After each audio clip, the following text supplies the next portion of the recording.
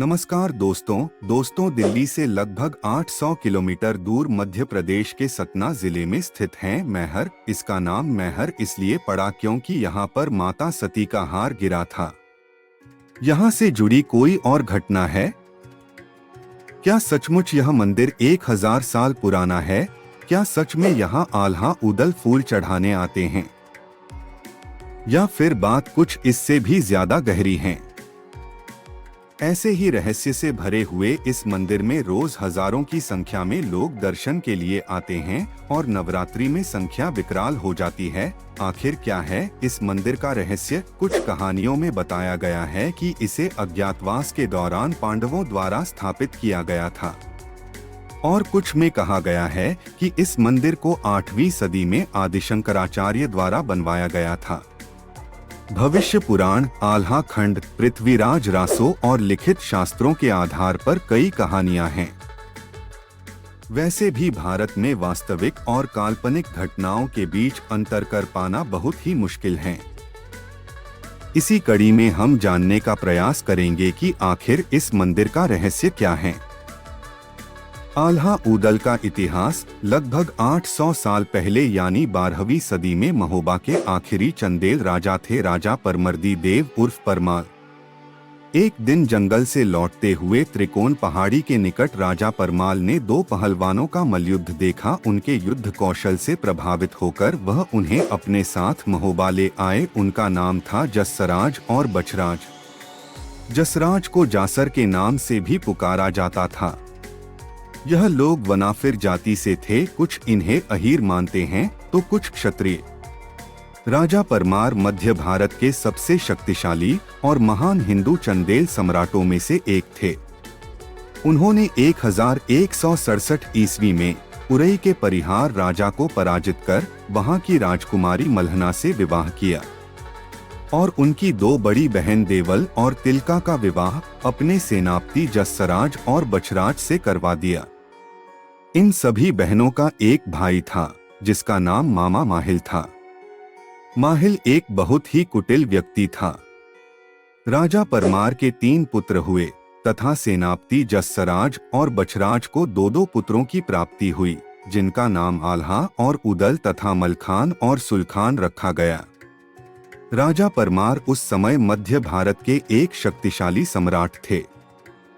उन्होंने अपने शक्तिशाली सेनापति जसराज और बछराज के नेतृत्व में अपने आसपास के राज्यों को जीत लिया था।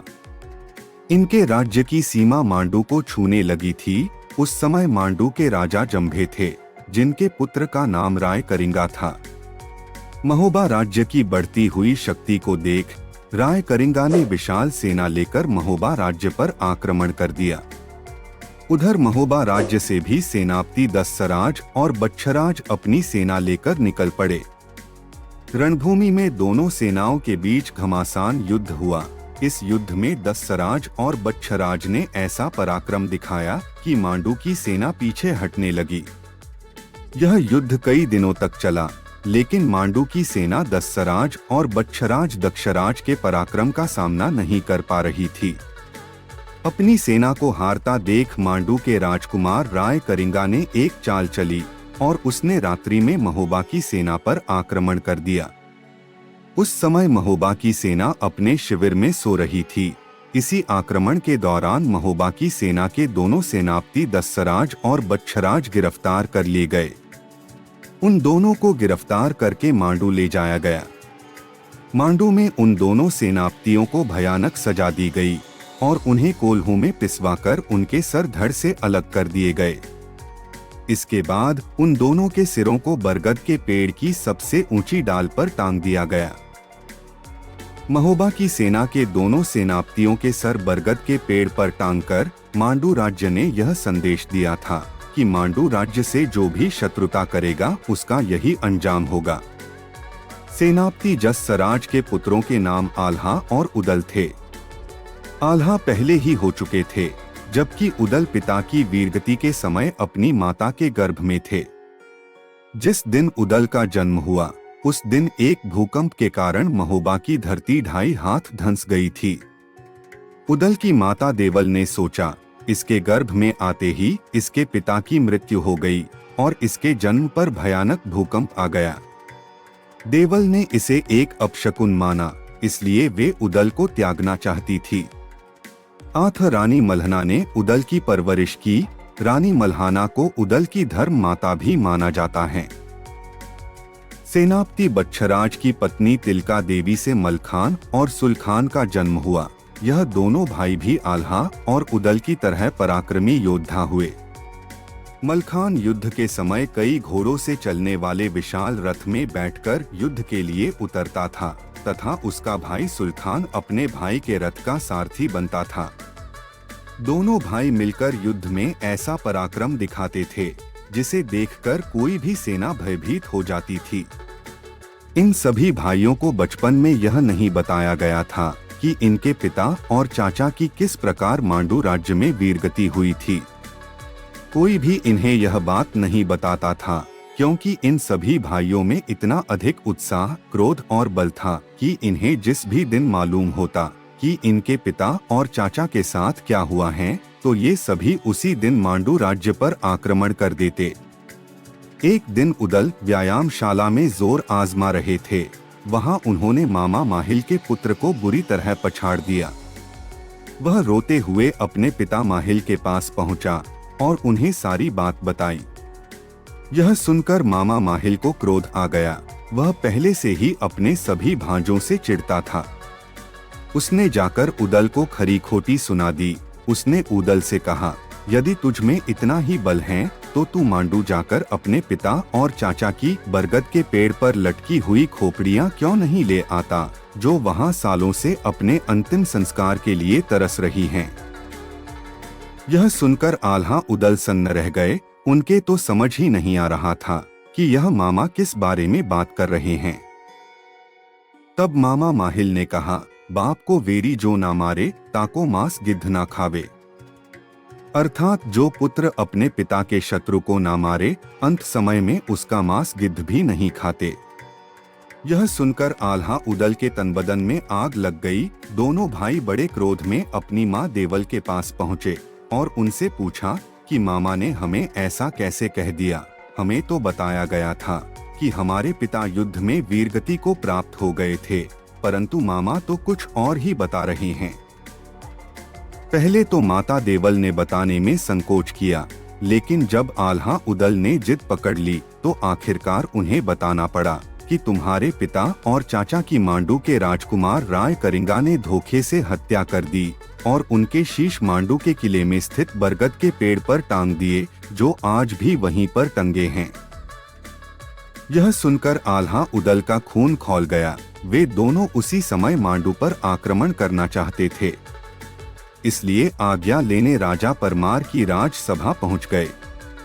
राजा परमार जानते थे मांडू के दुर्ग को जीतना आसान नहीं है। उन्होंने दोनों भाइयों से कहा, अभी तुम सब राजकुमारों की आयु कम है, इसलिए सही समय का इंतजार करो। समय आने पर हम अवश्य ही मांडू पर आक्रमण करेंगे। आल्हा उदल उसी समय मांडू पर आक्रमण करना चाहते थे। महाराज के मुख से ऐसी बात सुनकर उनका क्रोध 7वें आसमान पर पहुंच गया। उदल ने उस भरी सभा में गरज कर कहा, महाराज आप उम्र की बात करते हैं।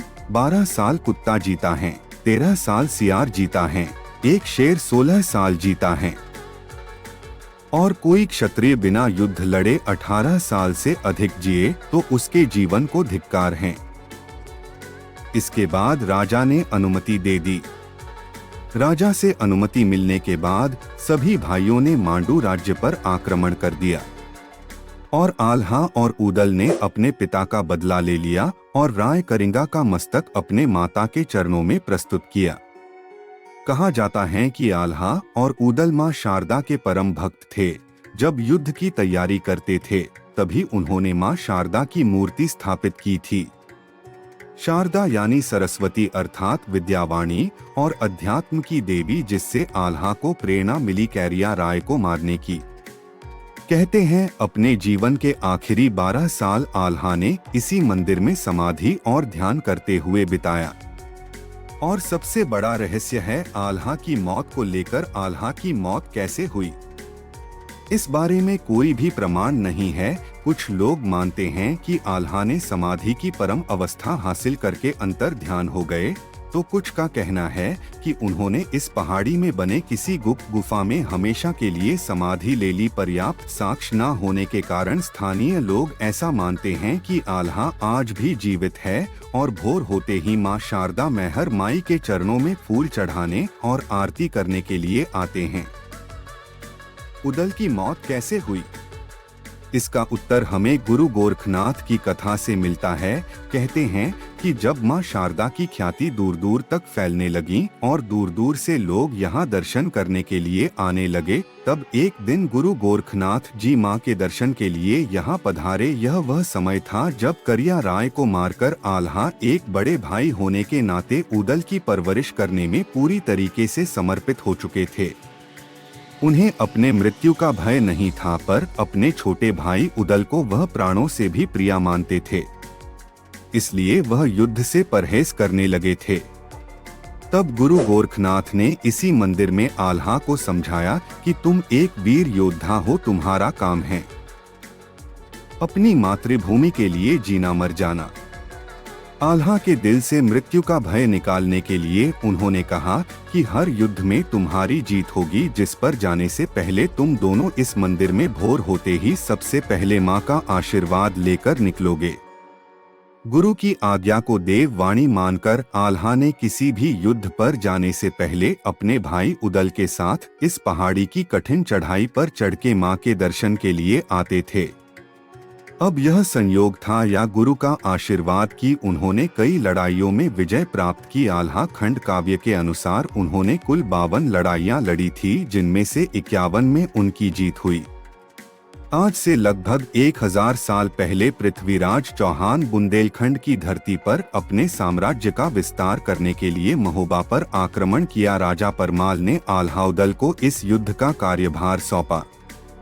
युद्ध के कुछ दिन पहले आल्हा ने अपने भाई उदल को सेवा की तैयारी के लिए महोबा में छोड़कर मां शारदा के दर्शन के लिए मैहर अकेले ही आ गए। लोग कहते हैं कि शायद यही वह कारण था कि पृथ्वीराज चौहान के साथ युद्ध करते हुए उदल वीरगति को प्राप्त हो गए। अपने भाई की मृत्यु का बदला लेने के लिए आल्हा ने अपनी पूरी शक्ति से पृथ्वीराज चौहान से युद्ध किया।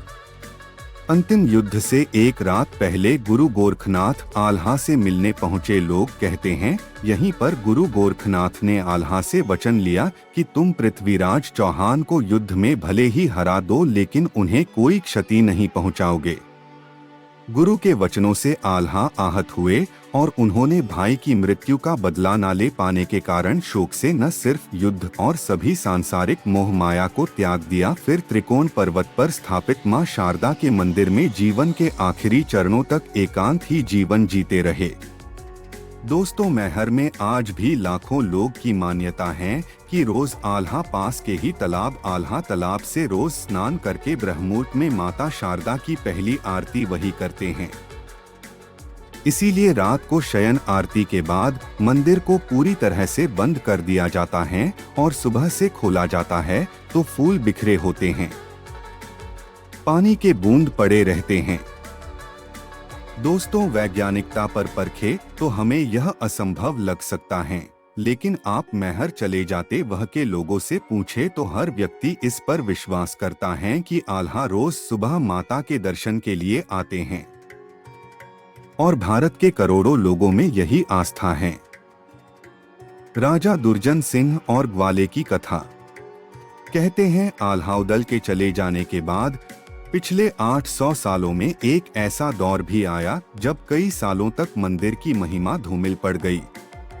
समय के साथ साथ पहाड़ और उस पर स्थापित की गई मंदिर और मां शारदा की मूर्ति घने जंगलों के ओट में समा गई।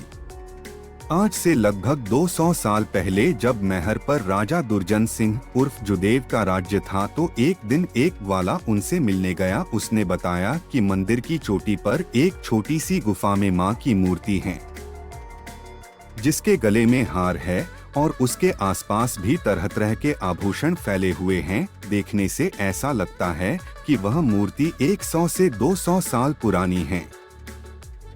सभा में मौजूद इतिहास की गहरी समझ रखने वाले एक मंत्री ने शंका जताई कि शायद यह वही मूर्ति हो सकती है जिसके बारे में कहा जाता है कि आल्हा ने स्थापित किया था। राजा दुर्जन सिंह ने तत्काल ही उस चरवाहे के साथ वहां पर पहुंचे और सारी बातें सच निकली। सैकड़ों साल पहले लोगों द्वारा चढ़ाए गए आभूषण आज भी उस मूर्ति के आसपास बिखरे पड़े थे। महर को आर्थिक रूप से पूरा संपन्न बनाने के लिए उन्होंने पूरा मंदिर का निर्माण कराया और पहाड़ी के चारों तरफ घुमावदार सीढ़ियां बनवाई। मंदिर के प्रचार प्रसार के लिए भी उन्होंने एक समिति का गठन किया और इसी तरह आज मैहर माता का मंदिर दूर दूर तक अपनी पौराणिक और ऐतिहासिक ख्याति के लिए जाना जाता है। वीडियो देखने के लिए आप लोगों का बहुत बहुत धन्यवाद।